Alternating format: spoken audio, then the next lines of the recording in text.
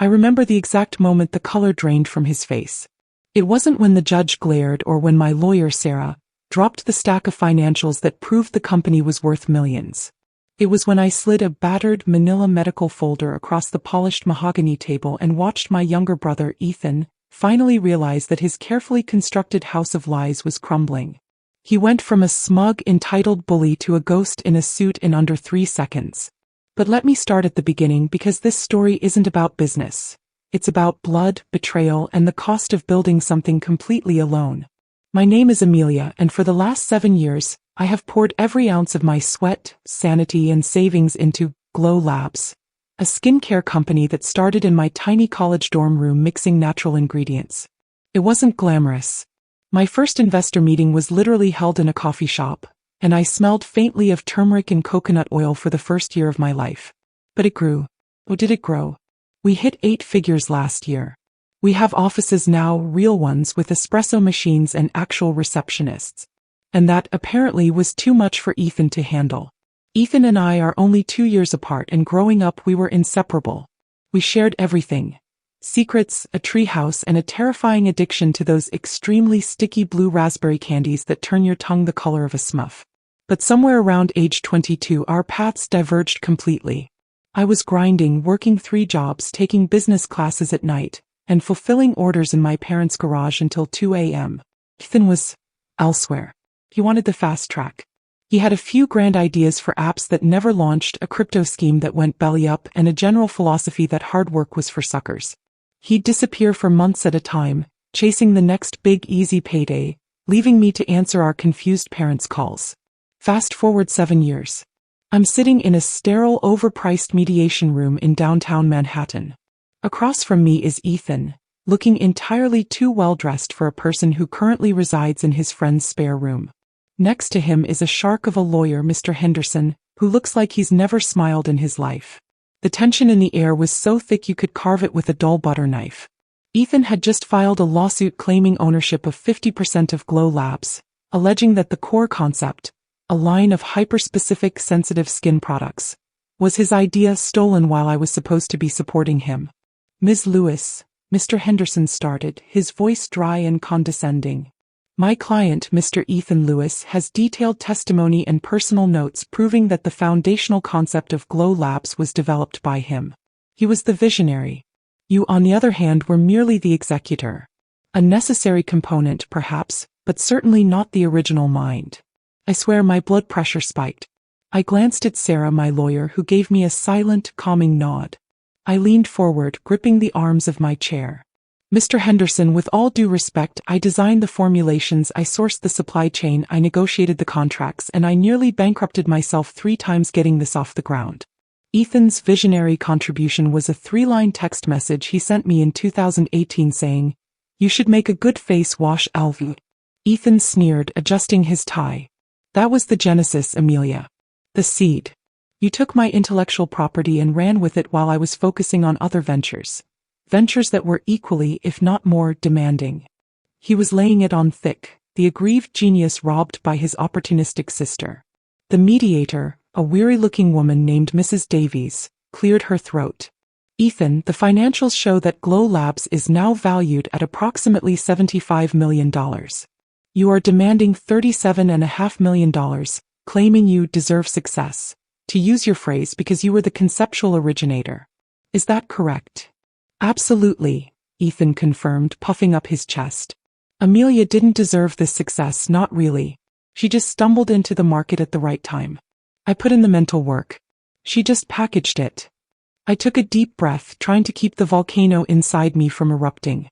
This wasn't just about money. It was about the years he was absent, the nights I cried over failed batches, and the sheer nerve of him showing up now, demanding half the fruit of my labor. I remember one Christmas, the year I had to choose between paying my rent and buying inventory. I went for the inventory. Ethan didn't even show up for the family dinner, texting 10 minutes beforehand that he was out of state on a deal. That's when I learned that dependency on anyone else was a liability. It's funny, isn't it? The people who do the least often feel they are owed the most. They see the trophy but ignore the scars. Ethan saw the valuation, not the breakdown I had in the parking lot of a distributor when they tried to screw me on terms. And right now, if you're listening to this and you've ever had a sibling, a friend, or an old partner suddenly pop back up when your business or life finally takes off, I want you to drop a comment right now and tell me where you are listening from and what time it is. Because you know exactly the kind of frustration and burning sense of injustice I was feeling in that moment. It's universal. It's the moment someone tries to claim your victory without ever fighting the battle. The mediator shifted in her seat. Amelia, we need to see substantial evidence to counter the claims of conceptual co-ownership. His notes, while sparse, do reference certain market needs that align with your early product line. Ethan gave me a triumphant, pitying look, the same one he used when he beat me at Monopoly when we were kids. Amelia, just concede. It's better for everyone. We can be partners again like we were meant to be. I looked him dead in the eye. Ethan, we were never partners. I was the person holding the flashlight while you were busy chasing shadows. I paused, letting the weight of the years sink in. And the reason you think you deserve half of Glow Labs has nothing to do with conceptual genius, and everything to do with the fact that you need a lifeline because your entire life has collapsed around you. Mr. Henderson slammed his hand on the table. Objection. That is completely irrelevant and slanderous. No, Mr. Henderson, I countered calmly. It's the truth, and the truth is always relevant. The door to the mediation room suddenly felt like the final stage of a cage match. Ethan might have looked like a winner, but I was the one who had spent years training in the dark. He was about to find out exactly what I had been holding on to all that time, something far more substantial than a 3-line text message. The mediator managed to calm down Mr. Henderson, who was still sputtering about decorum and slander. Ethan, though, was unnerved. He knew my temper, and he knew that when I was this calm, it meant I wasn't just talking, I was preparing for impact. He kept fiddling with his sleeve, refusing to meet my eyes. He remembered the treehouse, all right. He remembered that when I finally snapped, I wasn't subtle. Let's go back a bit, because to understand the gravity of this situation, you need to understand the twin foundations of Glow Labs, and how only one of us was actually standing on solid ground. I started Glow Labs right out of college. I had always suffered from ridiculously sensitive skin. Everything made me break out or burn. Crocodile dung sunscreen, as I used to joke to my friends, was probably less irritating than the stuff on drugstore shelves. So the idea wasn't some sudden, brilliant flash of inspiration Ethan claimed to have. It was a necessity born from years of misery. I started researching dermatology journals, natural remedies, and chemistry basics. My first product, the Calm Balm, was literally just coconut oil, chamomile extract, and a whole lot of prayer. Meanwhile, Ethan was living a different reality. He wasn't a bad guy, not inherently, but he was always the golden child, the one who was going to make it big. When I was filling jars, he was flying to Silicon Valley on a cheap ticket, pitching an app idea that was essentially just Uber for dog walkers, and already existed. His life became a series of escalating, vague opportunities that always required money but never delivered profit. One evening, I remember driving my beat-up car, packed to the brim with my first real inventory batch, to a local craft fair. My back was killing me, I was covered in product dust, and I hadn't eaten anything but granola bars all day. I called Ethan, excited to tell him I had sold out and made enough profit to buy a small industrial mixer. Hey E, I chirped. Guess what? It worked. People loved it. The Calm Balm is a hit. There was a long silence on the other end, punctuated by what sounded like loud music. Oh, cool. Look, Amelia, I can't really talk right now. I'm at this investor party in Vegas. I just closed a handshake deal for like $500,000 for the dog walker app. This is big games. Like really big. You should quit that little hobby business and come work for me when I launch. That was the foundation of our two worlds. He saw my grueling, tangible success as a little hobby. He was chasing hypothetical money in Vegas. He truly believed his potential was worth more than my proven, hard-earned revenue. I hung up the phone feeling deflated, but also incredibly clear. I was doing this alone, and I needed to stop waiting for his approval or involvement. I wiped the sweat off my brow and kept driving. That moment taught me resilience, but also something darker. How deeply Ethan underestimated me and by extension my hard work. Over the next few years, I grew Glow Labs from the garage to a small warehouse. I took out loans, hired 2 friends, and survived entirely on caffeine and sheer terror of failure. Every penny was reinvested. Every formula was perfected. I was the CEO, the chemist, the delivery driver, and the customer service department. When one of the distributors tried to shortchange me on the price, I remember spending an entire day manually calculating the exact cost per ounce of every ingredient to present an airtight, terrifyingly detailed counterargument. That's how I operated. Detail, rigor, and a willingness to fight for every single drop of product. And where was Ethan during those crucial years? He vanished. Not literally but functionally. He moved out of state, changed his number, and our parents would call me in a panic every few months asking if I'd heard from him. His big deals had all collapsed one after another, and he apparently fell into a deep spiral of shame and disconnection. He missed my college graduation, he missed our mother's surgery, and he missed the entire period where Glow Labs went from zero to its first million. He missed the foundation. He finally resurfaced about a year ago, right after a huge article about me was published in Forbes. I got a text completely out of the blue. "Hey Ames. Long time. Congrats on the Forbes thing. You'd make it big. We should talk about my original idea. I need a bit of a reset." Reset. That's what he called it. He didn't apologize for his absence. He didn't ask how I was. He jumped straight to the money. When he came home, he didn't offer to help with anything. He just started telling people, our parents, our extended family, old friends, that I had only succeeded because I borrowed his original genius idea. He claimed I had conveniently forgotten his contributions during the period he was on a sabbatical to find himself. This is why we were in that mediation room. It wasn't just about a potential financial settlement. It was about him trying to rewrite 7 years of my life, trying to erase the sheer, exhausting isolation of building an empire from nothing. He wanted to claim my narrative. The moment he told my own mother that I was too greedy to share what was rightfully his, I knew this wouldn't end with a polite handshake. I knew I had to fight him, and I knew I had to use everything I had. As Mr. Henderson was still arguing about the relevance of my personal feelings, I leaned towards Sarah and spoke quietly but firmly. Tell him the only conceptual co-ownership we had was in the initial $500 startup capital. And remind them that every dollar of that was paid back years ago. Sarah took the cue. Mr. Henderson, Ms. Lewis's records are flawless. The initial seed funding, which was roughly $500, was provided by both siblings, drawn from a joint college savings account, and every cent was documented and repaid. After that initial investment, there is absolutely no record of Mr. Lewis's involvement, financial, logistical, or otherwise, for a period of 6 years. This is not co-ownership. This is an attempt at opportunistic extraction. Ethan's eyes narrowed. He looked angry, cornered. He was used to weaving a story where he was the sympathetic victim. Now the factual, boring truth was starting to unravel his performance. This was the moment the conflict began to layer, moving from a simple lawsuit to a deeply personal battle over reality itself. The mediation room felt colder now, despite the high-stakes conversation. Ethan was shifting tactics, moving from vague claims of conceptual genius to a full-blown public character assassination campaign. This wasn't just about money anymore. It was about my reputation and, worse, the fragile peace of our family. This was the layered conflict section of our disaster movie. When the factual evidence, the meticulously kept business ledgers, the incorporation papers showing me as the sole founder, and the zero paper trail connecting him to suppliers or investors, failed to move the mediator, Ethan and Mr. Henderson escalated the drama.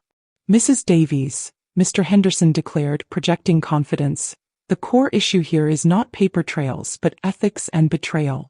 Mr. Lewis has been ostracized by Ms. Lewis, who utilized his intellectual property and then cut him out during a period of extreme personal vulnerability." Ethan jumped in, his voice cracking with feigned emotion. "Amelia, I understand you're successful, but you can't just pretend those years didn't happen. The idea, the spark, that came from me. You used my passion, my drive, when I wasn't able to act on it myself. You left me with nothing." He was good. Too good. He made it sound like I was some heartless corporate monster who saw an opportunity in her brother's weakness. And he didn't just play this role in the mediation room, he took it public. The conflict layered when he started reaching out to our old social circles. He contacted college friends, former employees, and even some of my early business acquaintances. He spread a toxic narrative, that I was a ruthless climber, that I had abandoned him during a mental health crisis, and that I had stolen the business to fund my own opulent lifestyle while he struggled. He knew exactly which buttons to push, using buzzwords like exploitation, family trauma, and unethical business practices. The secondary challenge wasn't the lawsuit. It was the emotional and social fallout. My parents, bless their hearts, were caught in the middle. They loved us both, but they were deeply confused. Ethan was painting himself as the fragile, abandoned son. My mother kept calling me not to ask about the business but to plead, "Amelia, can't you just give him something? He seems so lost. Are you sure you don't remember him mentioning the product idea?" That was the moral dilemma. Could I just throw money at him to make him shut up, protect my parents, and end the smear campaign? Maybe a few million would silence him. But every fiber of my being screamed no.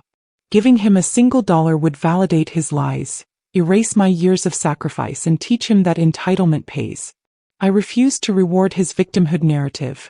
The tension rose significantly when Ethan's lawyer produced what he called proof of conceptual co-creation. It was a handful of old text messages from 2017. Mr. Henderson handed a blown-up printout to the mediator. In this exchange, Ms. Lewis explicitly asks Mr. Lewis for his opinion on a specific ingredient combination for sensitive skin. Mr. Lewis responds with, and I quote, "Sounds good, but what about adding some kind of oil? Like maybe that expensive one? Argan or something?" Ethan dramatically pointed to the text. "There. Argan oil. That's the entire basis for my claim. I specifically suggested a key high-value ingredient that is now central to their premium line." I nearly laughed out loud, but it was a bitter, choking sound. Argan oil? That was like claiming you invented the car because you suggested adding a tire. Sarah, however, was visibly annoyed. She picked up the printout. "Mrs. Davies, argan oil is a widely known cosmetic ingredient. This exchange proves nothing more than a casual suggestion. Furthermore, Ms. Lewis's records show she spent 6 months vetting Moroccan suppliers and doing rigorous stability testing before integrating argan oil. Did Mr. Lewis participate in that labor?" "He was unable to," Ethan interjected quickly, his eyes darting. "Because of personal crises." This was the core of his defense. His absence and lack of contribution were not a choice, but a circumstance, and I had cruelly capitalized on it. He leaned into the tragedy, and it was working on some level. The mediator looked sympathetic, a dangerous sign. She was starting to see him not as a manipulative opportunist, but as a genuinely troubled younger brother who was perhaps owed a familial duty of care.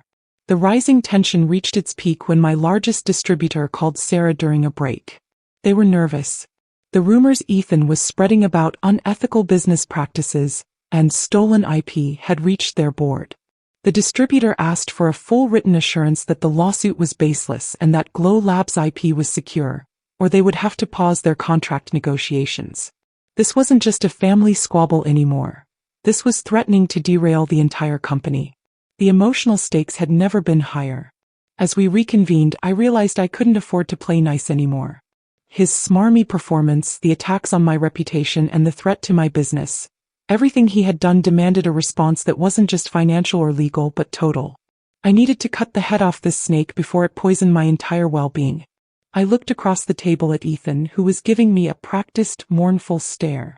He thought he had me cornered, that I was stuck between losing my business or exposing a horrible family secret. He had gambled on my silence, betting that I would protect his privacy, even at the cost of my company. He was wrong. Dead wrong. The mediator, Mrs. Davies, tapped her pen on the table.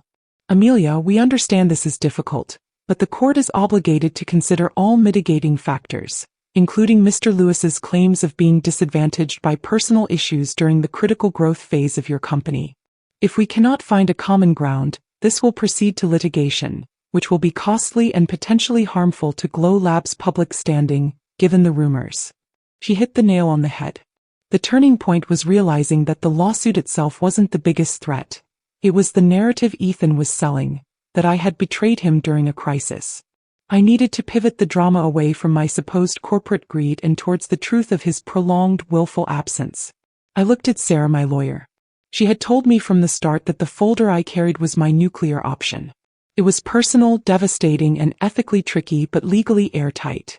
We had agreed to keep it sealed unless the situation became dire. This was officially dire.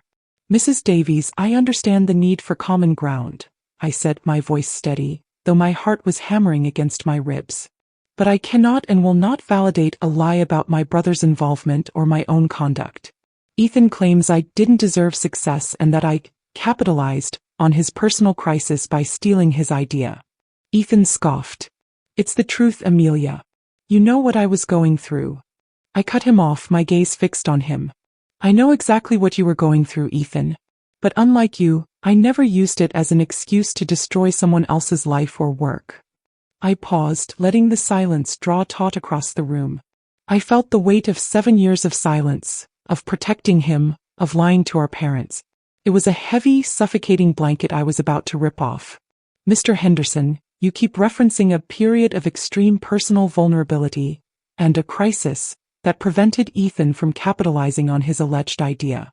Can you define that period for the court? I asked, directing the question to the lawyer, refusing to engage with Ethan directly. Mr. Henderson, sensing he had the emotional high ground, smiled faintly. From late 2017 through early 2023, Ms. Lewis. A significant period where Mr. Lewis was effectively incapacitated due to severe depression and, frankly, the immense pressure of his own failed ventures. 5 years, I confirmed, nodding slowly. 5 years where he was absent from our family and 5 years where I built Glow Labs from scratch. 5 years where he told our parents he was traveling for business or on sabbatical. Ethan's face was starting to lose its color, a faint, almost imperceptible shift. He knew where I was going. He started shaking his head subtly, trying to send me a silent warning. I ignored him and reached down to the floor where my briefcase was leaning. I pulled out the manila folder. It was old, the cardboard edges frayed. The title was stamped in bold, official font. Confidential, St. Jude Medical Center. I have been forced to sit here and listen to my brother claim moral superiority while simultaneously trying to bankrupt me using a manufactured story of betrayal, I stated, placing the folder not in front of the mediator, but right on the table in the center, equidistant from all of us. He claims I should have been supporting him during this mental health crisis and that he was incapacitated. But his story is missing a few key details. Mr. Henderson leaned forward, an edge of suspicion in his voice. Ms. Lewis, what is this? We are discussing business ownership, not personal medical history. This is completely out of line. No, Mr. Henderson, this is entirely in line, I countered. Ethan's entire case hinges on the premise that he was unable to contribute due to forces outside his control, a crisis. This folder details the reality of his absence and the exact nature of those personal issues. And it speaks directly to the credibility of his entire claim against my company. Ethan finally spoke up, his voice hushed and desperate. Amelia, please, don't do this. I'm asking you. You lost the right to ask for mercy when you tried to take everything I built, Ethan, I replied, the emotion finally cracking through my controlled exterior. You wanted to bring family drama into a legal setting? Fine. Let's talk about the 5 years you were gone. This was the rising drama, the point of no return. I didn't open the folder. I didn't have to. The simple sight of the official hospital stamp, the date range covering his entire period of absence, and the specific nature of the facility was enough. Ethan didn't disappear because of depression or a business sabbatical, Mrs. Davies, I revealed, the words tasting like ashes in my mouth. He disappeared because he was arrested in late 2017 in another state for a series of low-level fraud charges related to one of his failed crypto schemes. He spent the next 5 years, on and off, in court-ordered residential rehab and monitoring programs as a condition of his deferred prosecution agreement. The St. Jude Center is not a mental health facility. It is one of the most reputable substance abuse recovery centers in the country. Ethan's face, already pale, turned that absolute chilling white. He looked like he'd seen a ghost. Not just from the exposure, but from the realization that I knew the darkest, most carefully guarded secret of his life. A secret he hadn't even told our parents. He had used depression as a shield against their concern and my scrutiny. Mr. Henderson was shuffling papers furiously, clearly blindsided. He stammered, I was not aware of the specifics of Mr. Lewis's residential status. This does not preclude his conceptual contribution. It precludes his credibility, I finished sharply. He wasn't working on dog-walking apps or suffering from incapacitating sadness. He was serving time and trying to get clean. While he was lying to the family and working through recovery, I was working 18-hour days, facing business failure and dealing with a supply chain crisis. He didn't deserve success then, and he certainly doesn't deserve half of it now. His entire narrative of betrayal is a lie built to extract money from me, because the consequences of his actions finally caught up with him. The air was electric. The silence after my revelation was deafening. The momentum of the case had completely shifted, slamming into an immovable wall of documented truth. The silence that followed was heavy, crushing. Mr. Henderson was staring at Ethan with undisguised fury. He had clearly been fed a highly sanitized version of Ethan's sabbatical. The mediator, Mrs. Davies, looked stunned, her sympathy for Ethan evaporating instantly, replaced by professional distaste. This was it, the twist and resolution. Ethan didn't say a word. He just sat there, his shoulders slumped, the arrogant facade completely destroyed. His attempts to intimidate me, his public smear campaign, his demands for $37 million, all reduced to the shame stamped on one medical folder.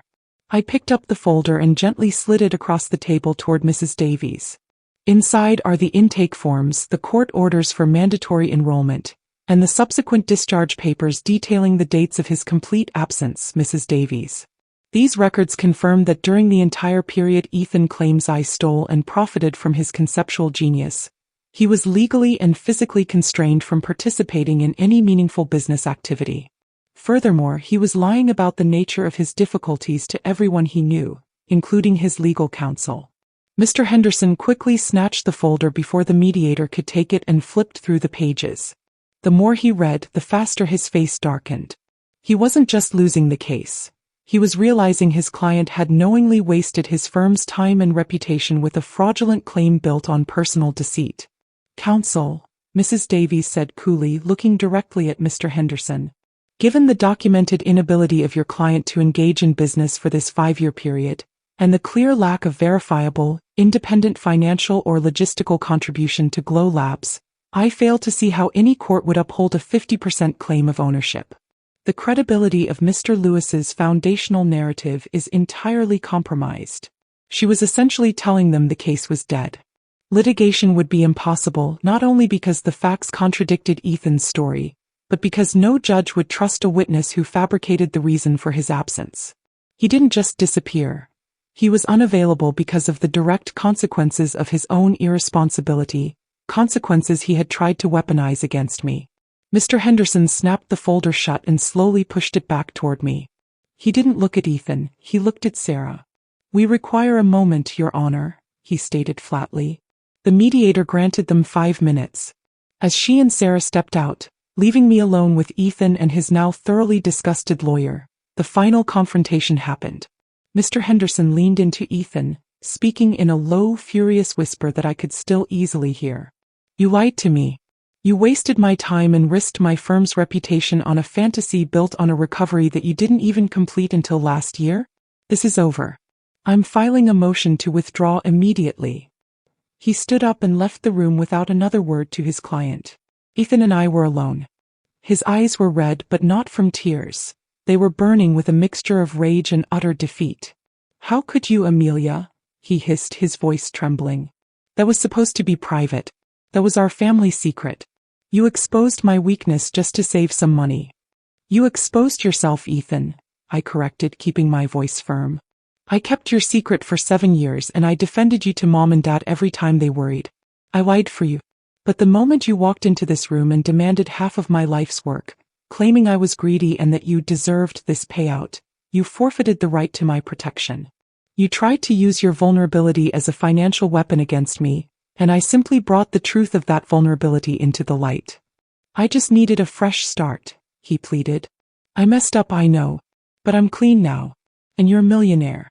I'm your brother. And I'm the sister you abandoned," I finished. "The sister you threw under the bus to save your own ego. A fresh start is earned, Ethan, not extorted. Look around you. You just burned the last bridge between us for a payout that was never coming." When the mediator and Sarah returned, the resolution was swift. Mr. Henderson had notified them of his withdrawal. Sarah presented a brief document, an offer for a formal legal dismissal of the case, with the stipulation that Ethan never attempt to sue Glow Labs or me again, and that he cover a fraction of the mediation costs. If he refused, we would proceed to litigation and I would submit the medical evidence, ensuring his deceit became public court record. Ethan signed the dismissal papers without hesitation, his hand shaking slightly. The arrogance was gone, replaced by a profound, hollow emptiness.